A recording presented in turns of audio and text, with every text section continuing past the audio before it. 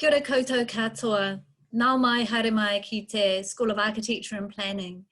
Kia ora koutou everyone. Thank you very much for joining us late this afternoon for this session on the doctoral program. So my name is Deidre Brown. Thank you very much for your introduction, Marianne. And I'll be taking you through some slide images and just talking you through the program. As Marianne said, we have a question and answer function as well, and we can work through those when we get to the end. But if there's anything that pops into your mind, please just ask that question, enter it in, and we can look at those at the end. So PhD study at the School of Architecture and Planning.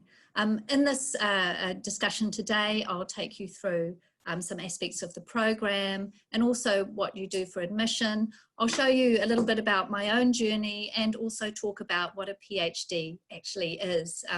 There are many different ways in which to come at a PhD, and there's no one specific reason for wanting to join into the program, but it is a fantastic program to be part of.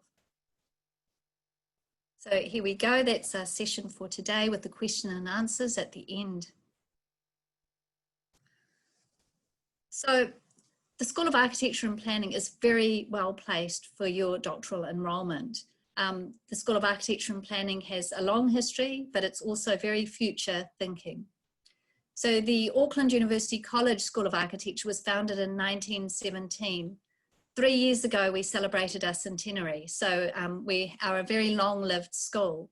And in 1931, the school received international recognition from the Royal Institute of British Architects, or RIBA. It is an accredited program and it's a master's program. So we do educate architects, but an important part of our school is that we have this very large postgraduate program. About 30% of our students are postgraduates. In 1955, the Senate of the university approved the foundation of the Department of Town and Country Planning within the Faculty of Architecture, which many of you will know as the Urban Planning and Urban Design program. In 2006, the School of Architecture and the Department of Planning merged to become the School of Architecture and Program, which is located within the Faculty of Creative Arts and Industries. And today the school enjoys an international reputation. Many of our staff have been educated overseas, many of our students are from overseas, and we have around 40 permanent academic staff with many hundreds of students, about 800 students enrolled in our taught, research and professional programs. And as I mentioned before, about 30% of these students are postgraduates. This is me. My Māori greeting at the beginning was based on my own heritage. I'm of Ngāpuhi and Ngāti Kahu descent from Northland. I am the head of the School of Architecture and Planning, but I have taught at the school since 2003, and I am a treble graduate of the school. I have a bachelor's, master's and PhD from this very school. My specialist teaching is in Māori and Pacific architectural and art history, and like many staff, I have broad interests, but also specialised interests, and also the broader discipline of Indigenous design. I've co-authored and authored a number of books, which is part of my practical work. And certainly for any of you who are thinking about doctoral enrolment, a number of our doctoral students go on to publish their work. And indeed my thesis, Māori Architecture, is based on my own PhD thesis. I'm a member of the Auckland branch of the New Zealand Institute of Architects, and as you can see there in this slide, I'm on a number of boards as well. So many of our staff, apart from teaching and undertaking supervision, have highly active research careers, and this informs their supervision. And the doctoral students often form part of research teams that are dealing with much bigger issues. So this work has impact. A number of our staff too, like I do, serve on committees outside of the university. And this is our bridge back to the profession and back into industry and into local and central government. So one of the things that we like to do when we supervise our doctoral students is to make sure that they are well networked and become part of these networks. So why a PhD? And in fact, some of you might even be thinking, what is a PhD? Well, if I were to summarize this just within a few words, it would be an original contribution to knowledge. So a number of you have studied undergraduate degrees where you train up in something. Some of you will have master's degrees, which is a degree which indicates that you have mastery over a subject. A PhD or a doctorate is an original contribution to knowledge. It's your opportunity to put out a new idea that nobody has thought of before. And you might think, well, you know, how do I come up with a new idea that no one has ever thought of before? Well, it's easier than you think. And we can help you as you go through the application for admission process, thinking about how you might refine ideas. And certainly once you're in the program, you have a whole year to think about how to shape that idea so it becomes this original contribution to knowledge.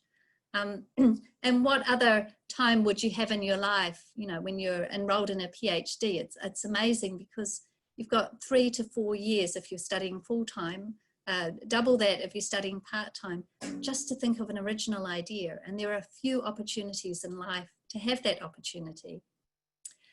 Also, other reasons why you might consider a PhD. In this economic climate, it might be better for you to continue to study or enhance your research rather than enter the workforce. So typically in times of slow economic growth, such as we're experiencing with COVID, PhD groups tend to swell as people take time to perhaps step out of the workplace and start thinking about things that are important to them, ideas that they can contribute to the world, being part of a bigger group of people who are moving towards thinking about, you know, how can I change this world? Or perhaps there might be this burning question, as I had, that you've really been wanting to explore for some time. So the PhD is the vehicle in which you can do this. The knowledge economy favours those who can demonstrate innovation and original thinking. Certainly when I was doing my PhD, there were moments when I thought, where is this going to take me? You know, I had no idea I was going to be an academic at the end. But a number of people said, you know, once you have a PhD, this opens doors for you. And I've certainly found that having that doctorate, particularly having the word doctor in front of your name, certainly opens doors and makes people take you more seriously in terms of the things that you want to contribute. A PhD sets you up for leadership, therefore it can greatly impact your long-term career goals. Now this period of thinking of 3 to 4 years if you're full-time, double that if you're part-time, you really get into your own skin and your own head and you start thinking about what's important and you learn things about yourself that you wouldn't otherwise learn. So this is a great opportunity to explore your own thinking, your own thought processes, and from those thought processes comes the values and the work ethic that many people require for leadership. It also, of course, demonstrates your intellectual potential. I guess it's the intellectual equivalent of climbing Mount Everest in some ways and in some respects. So it demonstrates to others that you have had this capacity to think original thoughts and been disciplined with your work ethic to get through to the end. You can devote research to a specific area that you are passionate about and make important discoveries in the field. So you may have in your other studies been part of a large class, people have been presenting ideas to you. This is your opportunity to focus on something that is meaningful for you. And you do make important discoveries. Of course, that's part of original thinking. But these discoveries are not just important to the document that they produce. They can often set you up in a career for the rest of your life. And certainly my PhD, which was on Māori architectural history, at that time not much work was being done in that field. But since then, you know, I've been able to progress those ideas, work with others with similar ideas and create it into its own discipline and field, which is now having an influence on the shape of our built environment. And many of our PhD students are in that space doing things. It might seem, you know, just for the thesis, but you see as their careers progress, the impact of their thinking on the world. It is self-directed, so you are your own boss. Many of us have had to deal with being self-directed over the past couple of months since we've been in lockdown. So you've had an experience of that. And while some people have found that a bit difficult, you know, I've spoken to many people who've said, well, you know, it was fantastic because I was my own boss. I was able to self-discipline myself. So in this way, it's self-directed. So you set, in consultation with your supervisor, your own pace. There are mechanisms within the PhD. If you have to step out for a little while, they're called suspension of registration. Some of our students, you know, these come at pivotal points in their life. They have families, they might lose family members, they might have to step out for a while. The PhD has a degree of flexibility around that. Obviously, we like everyone to go straight through, but we completely understand if people need to step in and step out for various reasons. And of course, some people are just born to do a PhD. You might have this burning question. You might have enjoyed academia so much that you want to continue through. Perhaps you didn't enjoy it so much and you stepped out and you've decided to come back after a period outside and to explore ideas. When I did my own PhD, in some ways it was a reaction against some of the teaching that I'd had. You know, I wanted to change that thinking. So there are many different reasons to do a PhD. Why the University of Auckland? Because of course you do have a choice as to where you might want to do your doctorate. A PhD from the University of Auckland is globally recognised. The University of Auckland is a strong institution with an international reputation out in the field. This particular school has a long history of doctoral supervision and it has a very high completion rate. We work very hard to make sure that when people enrol, they finish at the other end. 20 or 30 years ago, when I was doing my PhD, only about 30% of people made it through to the end. We've significantly lifted this figure, and we will focus on you, your well-being, and the development of your ideas and getting you through to the end to graduation. The academic experts who will be your supervisors are highly regarded scholars. Our team here at the School of Architecture and Planning is hand-picked. Many of them are scholars of international renown. We work hard to make sure that they have sufficient time and resource to undertake research, because it's through their research that they build the capacities and knowledge that will enable you through your supervision journey with them. Our doctoral candidates present their work at national and international conferences. So there is some funding called press account funding, which would enable you to present your work overseas. And that's part of us connecting you to a network of scholars. We will help to advise you on which are the best conferences and seminars to go to, assist you if we know that we have colleagues that are going there for you to make those connections. These connections will be useful to you for your research as it goes ahead. They will be useful to you after your research as you go out past your doctoral journey. And sometimes the connections that you make are with people who may offer you jobs once you've completed. Our PhD students network and collaborate with a wide range of experts in their research fields. Now, we make a point of this to make sure that you're not sitting isolated in your office, that you are part of a network that reaches beyond the school, that reaches into industry, that reaches into other parts of the university. We are well connected with other parts of the university, so can hook you up with scholars in other places. And some of you will have very industry-focused ideas, so we will introduce you to those industry partners. Some of you who are doing creative practice PhDs might even enjoy the sponsorship of some of those partners for your materials and technologies. Some of you, like me, I'm a historian, very focused on research, writing, got hooked up with a great team of researchers in the library, helped along the way. It was a breeze just getting through. Our faculty postgraduate advisor can help you transition into your PhD study. So you'll see momentarily, I'll talk about the application for admission or AFA process, which is the front door for getting into the doctoral program. We have dedicated people that work in those processes depending on what discipline you want to go to, and they are academics. So you will be dealing with academics that can guide you through that process. The school, faculty and university run regular seminars and workshops to help you develop the skills required for timely and successful completion. So all of these processes are staged to make sure that you get through. So you've got a 3-tier system operating at different levels. The university workshops are wonderful because you get to meet candidates, doctoral candidates from other parts of the university who have perhaps quite different journeys to yours, within the faculty and school too. So these workshops give you the skills in order to progress through the various stages of your degree, but also to help you meet others who are on a similar PhD journey. Applying.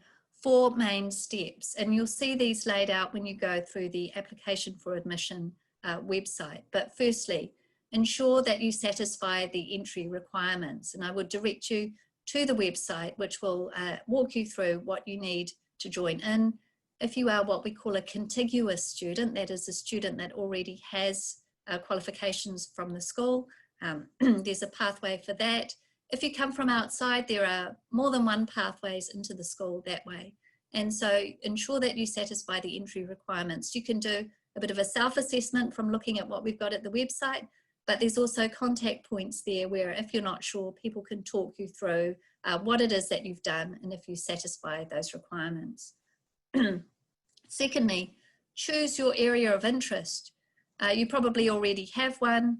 Sometimes what some people do is that they look at the staff that we have on the website and look at their areas of interest and see if that matches with interests that they might have. And sometimes they contact the staff directly to help them shape up an idea. But some of you may have these burning questions, burning ideas that you want to explore. Step 3, apply, and that is through the application for admission website, which we'll be talking about shortly. And then through that website, you can track your application progress as it goes through the various stages. And with the application for admission, we like to move people through as quickly as possible so you don't feel like you're sitting in a long queue. At the University of Auckland, we make sure that people move through that process relatively swiftly so we can get you an answer back quite quickly. So applying. You must have completed a significant research project, dissertation or thesis at university level. If you're not sure, there are people that can help walk you through this process within our own student centre or the School of Graduate Studies or with our own AFA academic advisors. So the reason why the university does that is just that it wants to be sure that you've done research before in the past, that you're capable of taking on writing a thesis or creating a thesis. But we can help you with that if you're not sure. Certainly if you're a contiguous student and you have a degree from one of our research master's programs, that won't be an issue. You need to have completed a postgraduate bachelor's honours degree with first class or second class Division 1 honours, or a master's degree with first class or second class Division 1 honours in a relevant field. So a relevant field is quite clear if you're a contiguous student, if you've been with us in the past. But for those of you, you might have degrees from other places. So there are ways that we can find out the equivalents, the grade point equivalents to these entry requirements, and we can walk you through that process as well. Meeting our academic requirements does not guarantee entry. You must demonstrate an ability to research independently and possess a high level of theoretical understanding. Acceptance is subject to staff availability for supervision and appropriate facilities. Now this might seem like a lot of stuff, but it's contained within that AFA process. So you'll be prompted if you haven't already uploaded information, asking for the information that might be needed to answer these questions around your research, your theoretical understanding. You'll be asked to submit a statement of research intent, which kind of lays that out, and we can help you work with that document. Acceptance is subject to staff availability. So we like to make sure that we have staff available across all subject areas. Some are more committed than others, but we try to work through. You would have 2 supervisors to make sure that you have a supervisor or both supervisors within your field, and also appropriate facilities. So if you want to engage particularly in a creative practice thesis, we do have a full set of workshops downstairs and technicians that can assist you. These are fully equipped, but we may just ask some extra questions about what it is that you want to make and just double check that we have that equipment within our facilities. But again, all this is contained within the AFA process. And if there's anything that you're not sure about, or if there's anything that's you've forgotten to put in, we will prompt you. We will help you get through that process. You must write a preliminary research proposal to demonstrate your research capability and experience. This is the Statement of Research Intent, or SRI. There is a template that you'll find on the AFA process website, and that takes you through the steps of what you need to put through. It's not like a full-on proposal. It kind of prompts you. It asks what your general area is, if you have a research question, have you assembled a bibliography, are there other sources that you've looked at? So that will take you through that process, and if there's anything missing, again, one of the staff will come back to you and prompt you and ask, oh, have you thought about this? Maybe if you include that, or if you swap this round, and we'll work through this process with you. To identify doctoral supervisors in research projects, search the Find a Thesis on our website. So if you type in Find a Thesis on the university homepage, it will take you through to that page, the research web pages for your area of interest, or contact the Creative Arts and Industries Student Centre. So we will help you to identify supervisors. And honestly, if you're really not sure who the supervisor might be, you can leave that part blank and we will help identify someone. Applying. Choose your area of interest. Decide your area of research interest or potential research topic. Now again, you know, the SRI or Statement of Research Intent will help you get the idea that's been in your head down into paper. So we're not looking for a finished thesis with this, but we are looking to see what sort of ideas that you want to explore. Choose a topic that you're passionate about. Don't do a thesis on something that somebody else has suggested to you. It's got to be your idea, because your thinking will power you through to the end with the assistance of your supervisor and your peers. But a PhD is a great place to explore things that you're passionate about. Reflect on your past research, read up on related subjects, familiarize yourself with different writing styles. So you can do that during the AFA process, or perhaps while you're waiting to hear back about the AFA, and you'll certainly be doing this once you're enrolled in the program. So think about what it is that you've done in the past, something maybe somebody said or wrote about that interested you, could be a potential topic. And certainly once you're in the program, we get you to do a bit of reading, so you get familiar with writing styles. Maybe you haven't written something for a while. That's okay. Once you start reading again, you'll fall into that groove, you'll find your own inner voice, and you'll be away. As I said before, you can use the Find a Thesis on our website to identify staff and ideas. But also, you'll see here, search the postgraduate research areas on our website. And we have in the past year set up 4 new research hubs within the school, which you'll find on the Research Hub pages, but I've put their names here, and if you Google these names, the web pages will come up, or more information will come up about them. There's the Future Cities Research Hub, so that's got a cluster of staff inside it, and if you look at their website, you'll see their doctoral students listed there. The History Theory website, or HT website hub, Digital Research Hub, so that's that'll be the work of people like Uwe Rieger and colleagues like Dermot McNeil. So that's AR, VR, big data, all those sorts of visualization technologies. And the X Hub, or the Exhibitions Research Hub. So we're not saying that you have to work in these fields. These are 4 hubs that we've got up. They might just present you with some ideas as you're exploring, and also introduce you to a few people, some staff, some current PhD students. And we've also got some new hubs coming up soon. We'll have a new Māori and Pacific web page for the hub coming up shortly. Applying.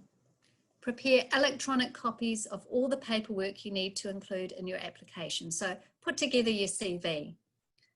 Prepare your statement of intent. So when you go onto the application for admission website, you'll see the template for the statement of intent. You can fill out those parts. And as I said before, we've got staff who can help you if you get stuck. And if you miss anything out, we will come back to you. Arrange your doctoral referees. So you need two people who can be your referees.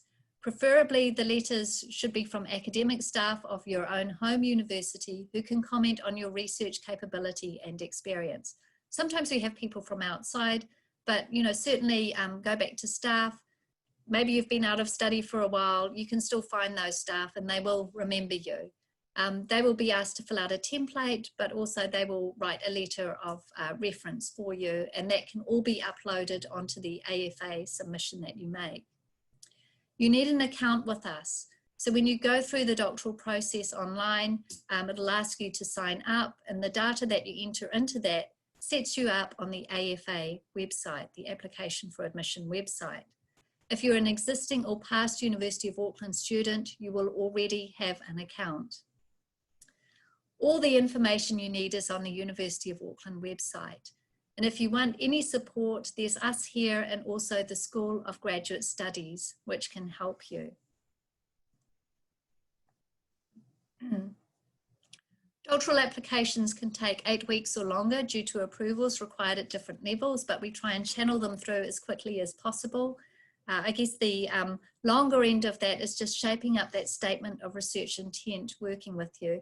Once that's in good shape, or your documents are loaded, it's a relatively quick process where it goes through a sequence of approvals, through the AFA coordinator for your subject area, me, the Associate Dean Postgraduate, and then on to the School of Graduate Studies.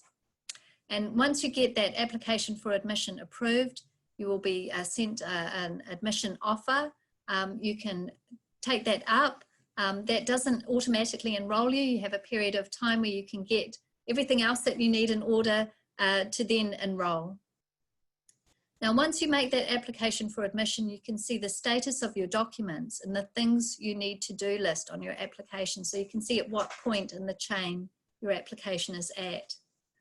When a decision is made, the status will show on your application section of your application for admission.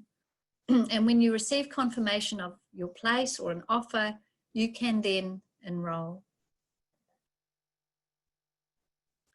So I said I'd talk a little bit about my story. I had a wonderful PhD journey here at the School of Architecture and Planning.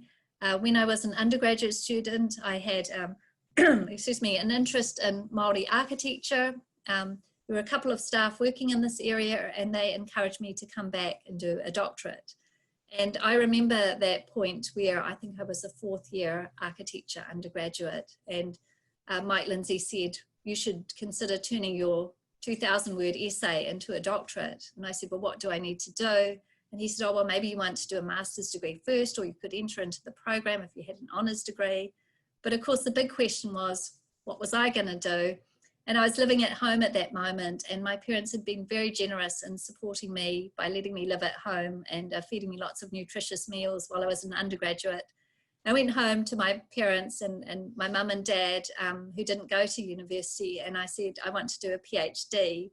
And my mum said, well, what's that? And for some reason, the first thing that came into my mind is, I said, well, at the end, I can call myself a doctor.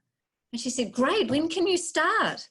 And so that she was sold from then on in. But of course, there were bigger reasons why I wanted to do a PhD. And it was a wonderful 3.5 years that I spent here.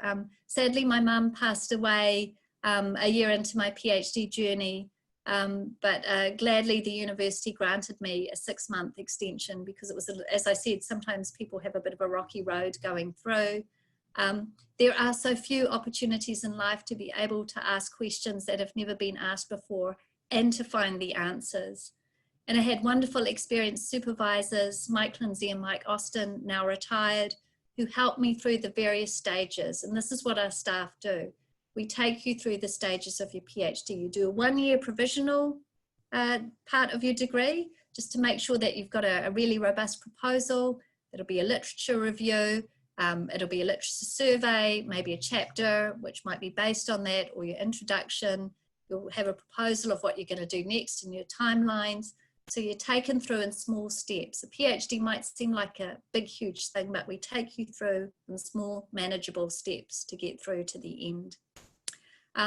One thing that I was fortunate in doing was that I didn't have any Māori language ability, but I wanted to study Māori architecture. So I was able to add for free to the registration for my doctorate 5 Te Reo Māori or Māori language courses that were being offered by Māori Studies, and did well in those, set me up really well, was a fluent reader of Māori by the end of that time, partially fluent speaker, and certainly my doctorate that I had at the end of that journey, plus my new language skills, helped me to land a dream job at the University of Canterbury, and later set up this new role that I have at the University of Auckland. Came in as a senior lecturer, then progressed through to be an associate professor, and now head of school. And I have never looked back. exactly what was said to me. PhDs do indeed open doors. So questions and answers. I'll take us back to Marianne. Hi, everyone. Thanks so much. Thank you so much, Dr. Brown, for that fantastic presentation. We do have a couple of questions that have come up through the chat. We've decided that since 2 is a very reasonable number, that we could possibly just handle that now live. I didn't tell Deidre this in advance, so she might be kicking me under the table if you see me wincing. One thing that I actually, before we kick off on these questions, one thing I want to just bring up is actually scholarships. Scholarships is a topic that we thought that there'd be a lot of questions around. And so I thought that I would, since there weren't any questions about it, I thought that I would actually just take a moment to speak about it since, you know, we crammed. Basically, the University of Auckland offers a lot of scholarships for PhD study, for postgraduate study. And if you're at all interested, because they change so often, we encourage you to please go online and take a look at what the university is currently offering and to check often because things will change and new things will become available. Another thing that I want to mention is in case you do have any more burning questions, in the follow-up email that you will get after this webinar, you are going to be sent a some contact details for our student center, and that you can put your questions to those individuals. So without further ado, do we want to handle these questions? All right. Yes, great. So some great questions here. What should one do in an application if one has more than one burning question, both of which they think would make great research questions? Well, this is a really good one. So how wonderful to have 2.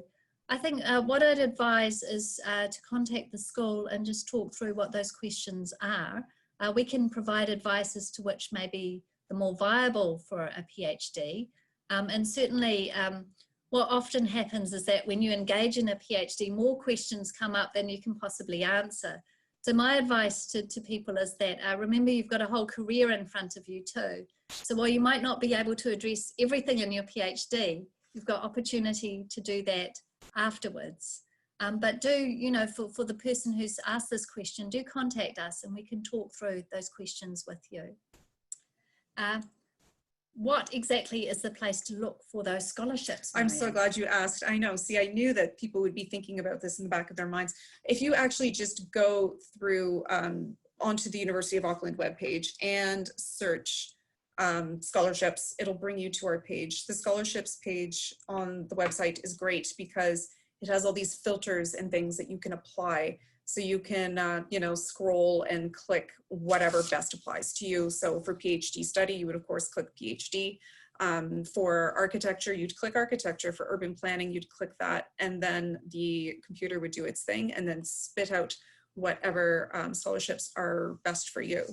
But as well, our student center kind of knows all the tricks when it comes to that sort of stuff. So whenever you do reach out to them with any question you have, bring up scholarships because actually the university has a lot of scholarships.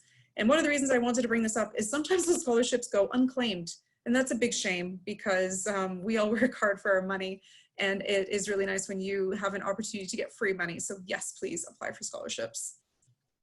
Thank you. So next question, I graduated with an honours degree in architecture at the University of Auckland in 1995.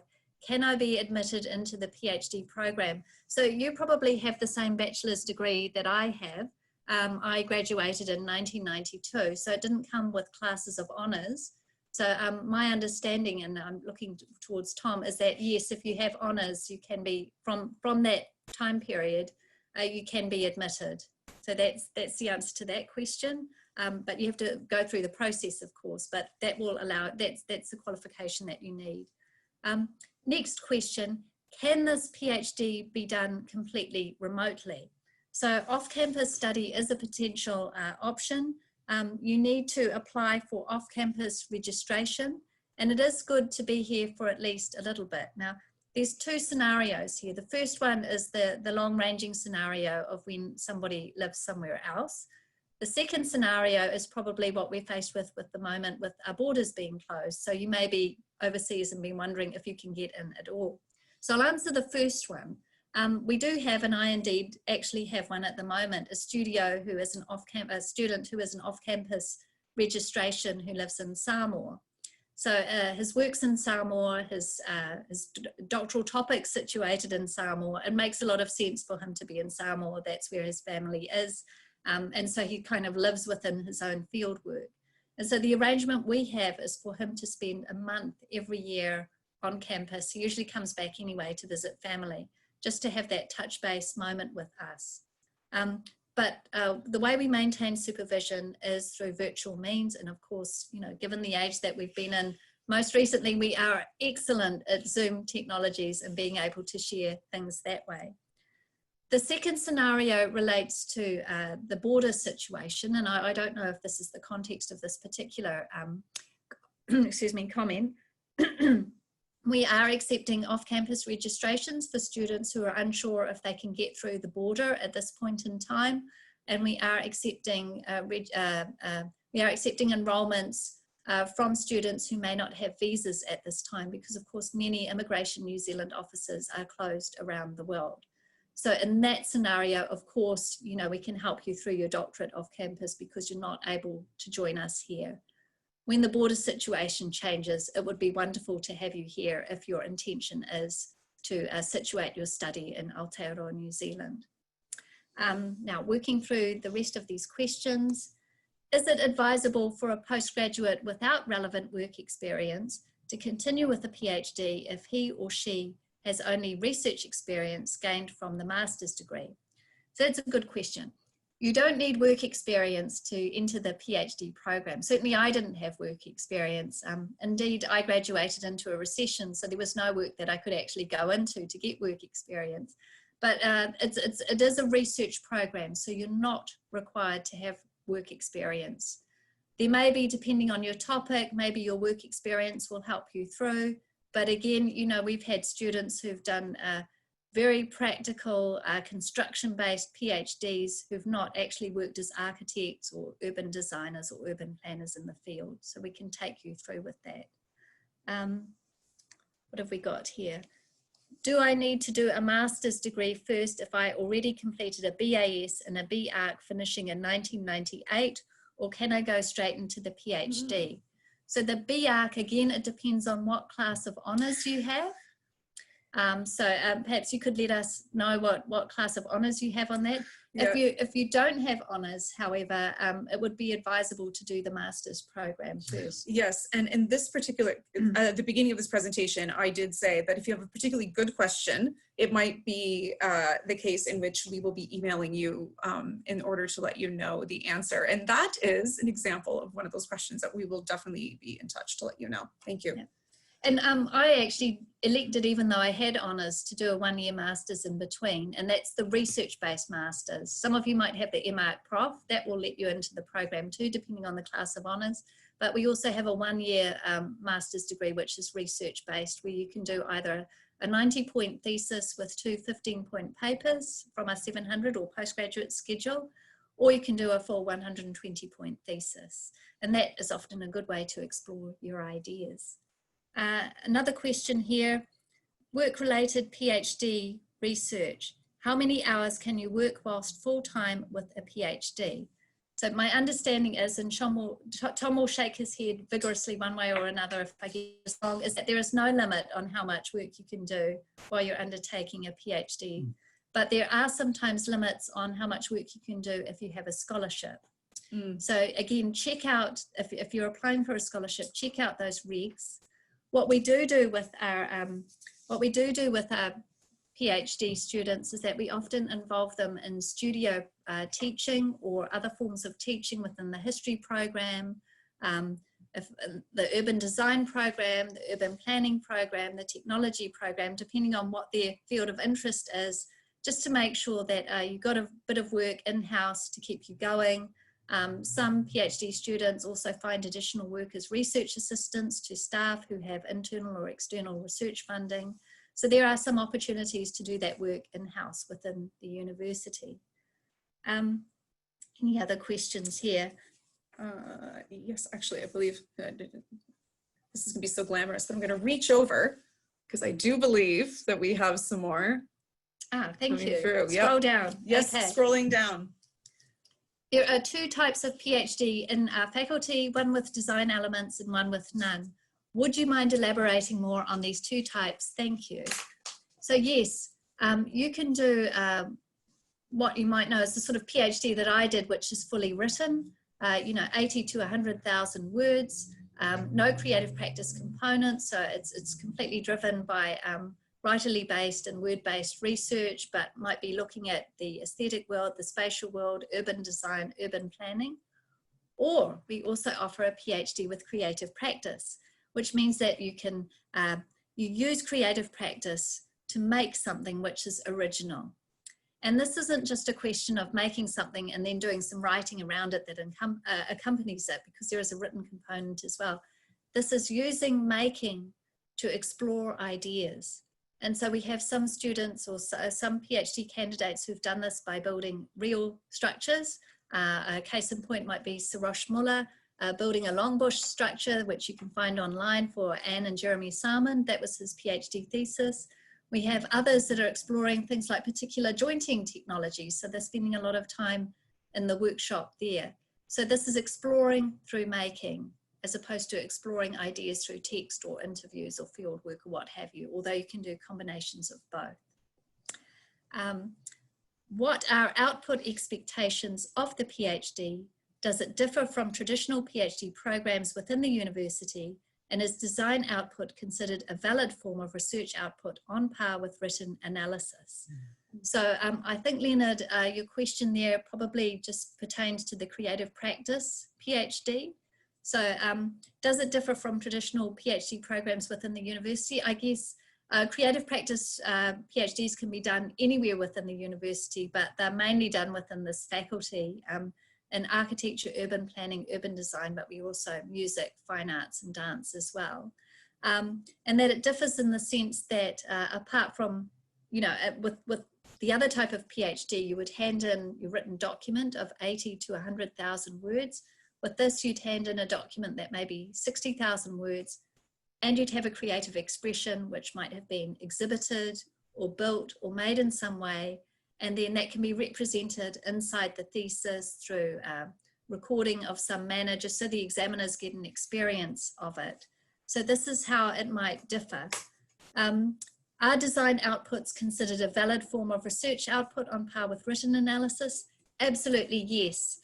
And indeed, from an academic perspective, across the world, design outputs are very much considered research outputs on a par with double-blind refereed publications, books, journal articles. So absolutely, yes, they are. Other questions? I think I've answered the one about PhDs being undertaken remotely. Yes, you can. What kind of community and support is there within the doctoral candidates, within the school, faculty or university? Are doctoral candidates in touch with one another? That's a great question. And looking at that question, thinking I really should have added that to the presentation. We have a really good community here. Doing PhD research can feel a little isolating to some, but I'm pleased to say that we actually have quite a few kind of social and even academic events in order to allow PhD students to emerge from their research caves, so to speak, in order to kind of take a look at what their peers are doing, take a look at what the other academics in the program are up to as well. Is that right? Do I have that right? Yes, absolutely. And I think that peer support is absolutely vital for getting you through. Within the school, we did do a research project some time ago about postgraduate degrees. The ingredients that are needed to get someone through to the end, and peer support came through really strongly. So that we want to break you out of the mold of this idea that it's just you and your supervisor. It's you, your supervisor, and a whole cohort of other PhD students. It's engagement with staff, professional staff, library staff, academic staff, and students around the university. So technicians too. Yes, technicians, workshop staff. So you feel part of a community. And that feeling of belonging to a community is absolutely essential, I think, for helping you get through to the end. There's a lot of nodding happening in this room. We're all like, yes, yes, this is the case. Is that it for questions? I think that we might have come to the end here. Have we come to the end of questions? I believe we have. All right. I guess that concludes our webinar today. Thank you so much. Thank you so much for leading this great presentation. Oh, wait, we have another question. Oh, I have to thank her again after this question then. All right. Where is the question? Where's the question? I've lost the question. Should we go up to the top? Got a notification there's another question, but perhaps we were just too keen. We'll just spend a moment.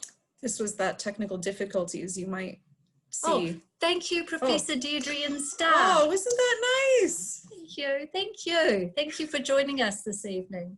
Oh, hey, hang on. How is the PhD presented at the end? Oh, another good question. Is the Creative Practice PhD presented in a crit format? So for those of you who are not familiar with the idea of the crit, this is the critique, where you have a group of people, some of whom are examiners, and someone's presenting their work and talking them through it.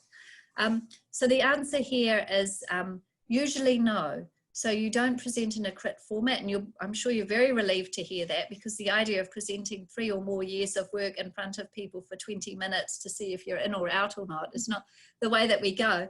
But what we do is that after you've presented this work for examination, normally the usual process is that you're asked to come in for an oral exam afterwards. And most theses are passed through and requiring minor corrections. So some might go straight through and not require this. Most will come back requiring an oral exam. The oral exam is nothing to be afraid of. You get to prepare a presentation based on your work and your research question. The people in the room, there'll be one of the examiners, there'll be somebody asking the other examiners questions. They will be thoroughly familiar with your work. It's a lovely environment to be in. It's a sharing of ideas. They'll ask you questions that you've been appraised of before that moment. You answer them. Should you get really panicked, you have an opportunity to provide more fulsome answers later if they haven't been fully answered. And then usually from that is issued a report that asks for if changes need to be made for the thesis, and that's perfectly normal. Most people have that. And the grade that you get is either pass or fail, and just about everyone gets passed through this process, because if there's anything fundamentally wrong with the thesis, you'll be asked to rework the thesis and given another shot at going through.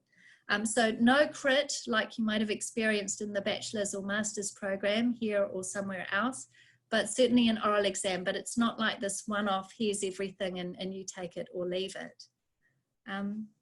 And I think that's about all of the questions. I'll just have another look. Yes, I think that is all of them. Once again, and I know maybe I'll just pause for a moment. Any more questions, everyone? No. Okay. Once again, if you do have any more questions, you guys will be sent an email, a follow-up email after this webinar, and you will be given the details of someone who can answer any questions that you have. And I believe that we have one more. Ah, okay. See if we can find it. Oh, thanks, Deidre. Oh, it's Wayan. Hi, how are you? I've just gone through the applying process last year and enrolled in a creative practice PhD. Great process and staff support. Well, there you have it. See, it's not an intimidating process. All right, on that note, I am going to say good night, everyone. Thank you so much for joining us. In the follow-up correspondence, you will again be given an opportunity to ask any more questions and get a recording of this. So yeah, thanks for everyone, and yeah, bye. Bye.